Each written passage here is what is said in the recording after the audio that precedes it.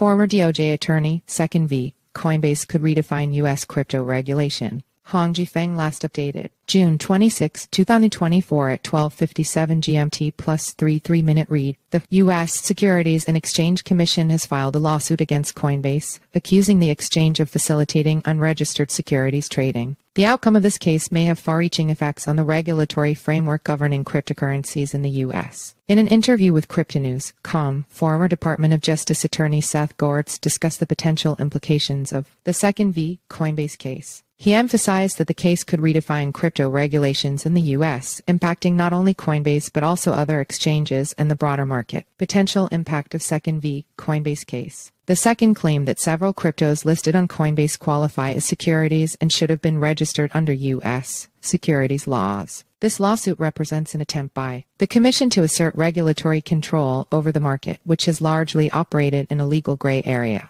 In recent developments, Coinbase's attempt to dismiss the case was denied, allowing the lawsuit to proceed. The court's decision indicated that there could be enough merit to the second's claims to warrant further examination. Goertz highlighted the legal arguments from both sides. The second argued that the Howey test, a legal standard used to determine whether an asset qualifies as a security, applies to particular cryptos traded on Coinbase. Coinbase, on the other hand, maintained that the assets in question do not meet the criteria outlined in the Howey test and therefore should not be subject to second regulation. As the case progresses, the implications for the broader digital asset industry are significant. A ruling in favor of the second could lead to increased regulatory scrutiny and compliance requirements for crypto exchanges, potentially reshaping the market dynamics. If the courts say Bitcoin is a security, anyone has Bitcoin or anyone who's trading Bitcoin in that way in an exchange, you're going to be subject to the second, said Goertz. The regulated trading platforms could include but not be limited to Binance and OKX, alternative future of novelty coins. Conversely, a ruling in favor of Coinbase could reinforce the industry's stance on the decentralized nature of cryptocurrencies and their distinction from traditional securities. The point of cryptocurrency is to be decentralized finance that is outside of our standard market economy. And that's where a lot of the allure and potential benefits lie, stated Goertz. So now if you are regulated by the second, there's less to differentiate, like Bitcoin for instance, from sort of our standard dollar,